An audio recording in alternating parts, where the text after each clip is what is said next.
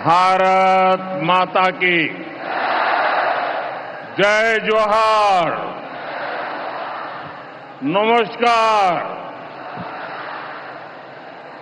बोरोरा आमार प्रणाम नेबेन। छोटोरा भालोबाशा। आप इतनी विशाल संख्या में यहां हमें आशीर्वाद देने आए हैं। मैं हृदय से बंगाल की जनता का अभिनंदन करता हूं। आज एवरेस्ट डे भी है। आज के दिन तेनजिंग नोर्गे जी ने एवरेस्ट पर अपना परचम लहराया था।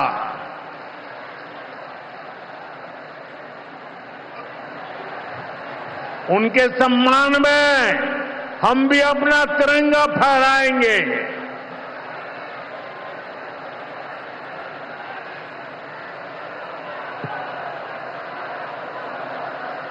और आज ही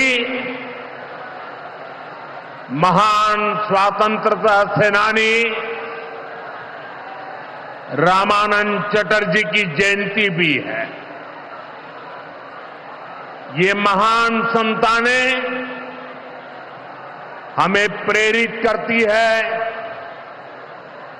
बड़े संकल्पों की सिद्धि के लिए हौसला देती है। साथियों, 21वीं सदी में भारत नए सामर्थ्य के साथ समृद्धि की नई गाथा लिख रहा है। आज देश का हर नागरिक भारत को विकसित राष्ट्र बनाने के लिए जुटा है, दिन रात जुटा है। और विकसित भारत बनाने के लिए पश्चिम बंगाल का भी विकसित होना बहुत जरूरी है। और इसलिए पश्चिम बंगाल को भी नई ऊर्जा के साथ जुटना है। बंगाल को फिर उसी भूमिका में आना होगा जो कभी यहां की पहचान थी। इसके लिए जरूरी है कि पश्चिम बंगाल फिर से नॉलेज का, ज्ञान विज्ञान का केंद्र बने। बंगाल मेक इन इंडिया का एक बहुत बड़ा सेंटर बने। बंगाल देश में पोर्ट लेड डेवलपमेंट को गति दे। बंगाल अपनी विरासत पर गर्व करते हुए, उसे संरक्षित करते हुए तेज गति से आगे बढ़े। साथियों, केंद्र की भाजपा सरकार इसी संकल्प के साथ काम कर रही। भाजपा पूर्वोदय की नीति पर चल रही है। बीते दशक में बीजेपी सरकार ने यहां के विकास के लिए हजारों करोड़ों का निवेश किया है। अब से कुछ देर पहले यहां सिटी गैस डिस्ट्रीब्यूशन नेटवर्क का शुभारंभ भी हुआ है। केंद्र सरकार के प्रयासों से ही कल्याणी एम्स बना है।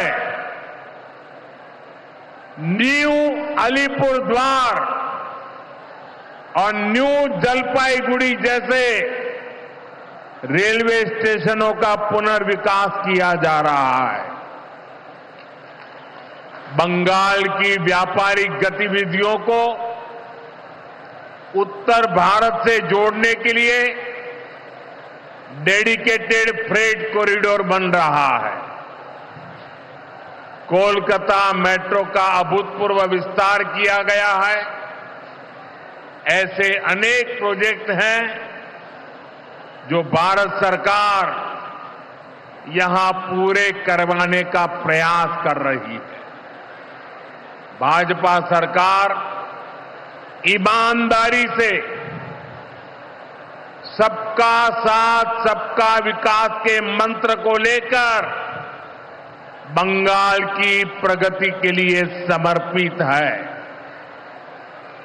क्योंकि बांग्लार उदय तबई विकसित भारतेर जय।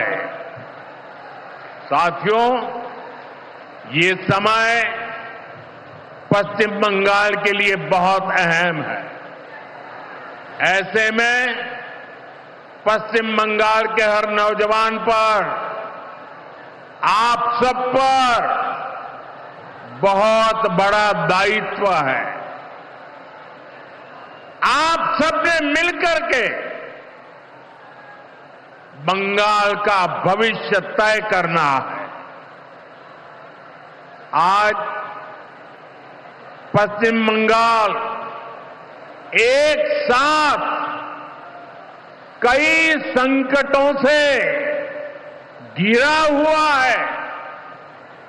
एक संकट समाज में फैली हिंसा और अराजकता का है। दूसरा संकट माताओं बहनों की असुरक्षा का है, उन पर हो रहे जघन्य अपराधों का है। तीसरा संकट नौजवानों में फैल रही घोर निराशा का है, बेतहाशा बेरोजगारी का है। चौथा संकट घनघोर करप्शन का है। यहां की सिस्टम पर लगातार कम होते जनविश्वास का है। और पांचवा संकट गरीबों का हक छीनने वाली सत्ताधारी पार्टी की स्वार्थी राजनीति का है। साथियों, यहां मुर्शिदाबाद में जो कुछ हुआ, मालदा में जो कुछ हुआ, वो यहां की सरकार की निर्ममता का उदाहरण है। दंगों में गरीब माताओं बहनों की जीवन भर की पूंजी राख कर दी गई।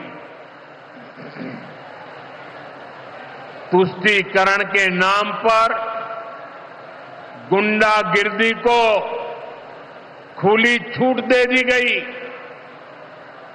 जब सरकार चलाने वाले एक पार्टी के लोग, विधायक, कॉरपोरेटर ही लोगों के घरों को चिन्हित करके जलाते हैं और पुलिस तमाशा देखती है,